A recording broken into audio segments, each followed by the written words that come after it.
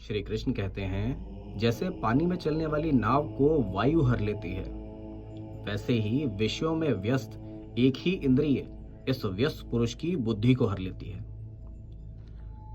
असंयमी की बुद्धि इसीलिए अस्थिर होती है क्योंकि वह इंद्रियों को संयत नहीं कर पाता। प्रत्येक मनुष्य का मन सामान्यतः किसी न किसी विषय अथवा वासना के अनुभव में आकृष्ट रहता है और इंद्रिय मन को इसी विषय वासना में लिप्त कर देती है।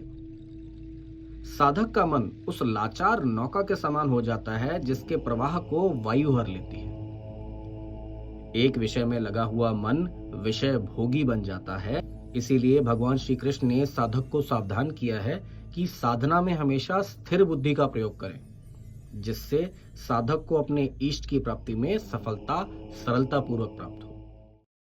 श्री कृष्ण कहते हैं, हे महाबाहो, जिस साधक ने अपनी इंद्रियों को पूर्ण रूप से वश में कर लिया है उसी की बुद्धि स्थिर होती है। जितेंद्रिय की ही बुद्धि स्थिर होती है और वही प्रभु प्रेम और प्रसाद का पात्र होता है। इंद्रियों पर पूर्ण नियंत्रण अत्यावश्यक है क्योंकि इंद्रियां बलवती होती हैं। ये इंद्रियां आसानी से साध्य नहीं होती। इसीलिए भगवान ने इस अध्याय के आरंभ में ही यह सावधान कर दिया है कि इन्हें कभी भी कम नहीं आंकना चाहिए। श्री कृष्ण कहते हैं कि संसारी लोग विशेषकर जो मेल जोल योग क्षेम राग द्वेष में तल्लीन होते हैं, जिन्हें स्वकल्प का ध्यान ही नहीं है, ईश्वर क्या है, हम क्या हैं, सत असत क्या है, वे सर्वदा दिन होते हुए भी रात के अंधेरे में हैं। अर्थात ऐसे जन पशु समान हैं और उनका व्यवसाय सिर्फ उदर पूर्ति के लिए है। संयमी साधक वही है जिसकी प्राथमिकता इंद्रियों को संयमित कर प्रभु की प्राप्ति है। अर्थात संसारी बंधनों को पहचान कर इंद्रियों को वश में करके संसार में व्यवहार करना और स्वयं को संसार से ऊपर रखना ही संसार रूपी रात में अनासक्त भाव से व्यवहार करते हुए साधक को जगाता है।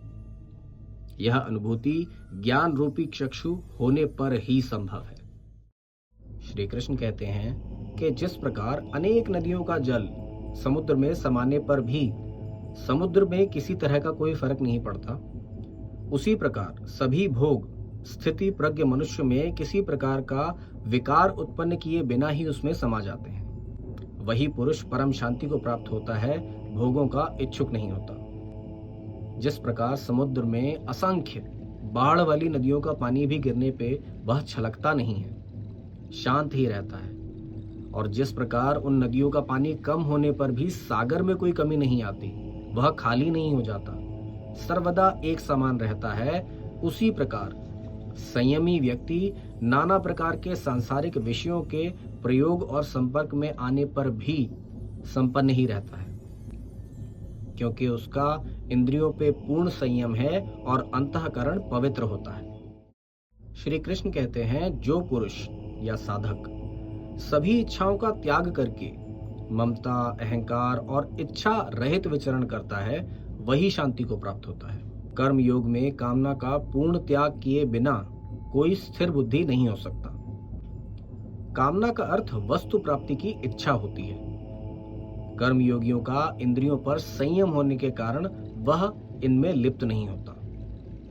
अर्थात यह नहीं कि वह संसार में नहीं रहता या संसारी बनकर नहीं रह सकता, उसको विषय भोग आकर्षित नहीं करते, अर्थात उसको मोह तथा वासना छू नहीं पाते हैं।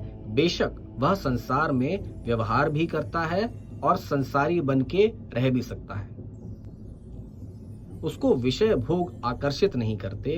वह साधक अहंकारी नहीं होता क्योंकि वह जानता है कि वह शरीर है, आत्मा नहीं। श्री कृष्ण कहते हैं कि ब्रह्मीय स्थिति उसको कहते हैं जब साधक ब्रह्म को प्राप्त हो जाता है। शरीर के बंधन कटने पर और अपने आप को आत्मा अनुभव करने पर ही ब्रह्मी स्थिति प्राप्त होती है। इसके लिए साधक को कामना, ममता, अहंकार से ऊपर उठकर पूर्ण रूप से निष्प्रह होना होता है। इसका अर्थ यह नहीं है कि शरीर या मन को परेशान अथवा दुखी करें।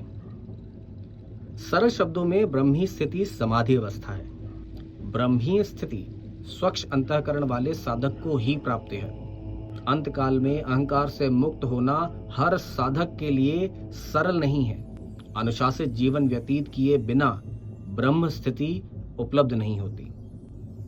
यह भी ध्यान रखना है कि इस स्थिति की प्राप्ति के लिए अभ्यास, साधना, स्वाध्याय तथा सद्गुरु की आवश्यकता होती है।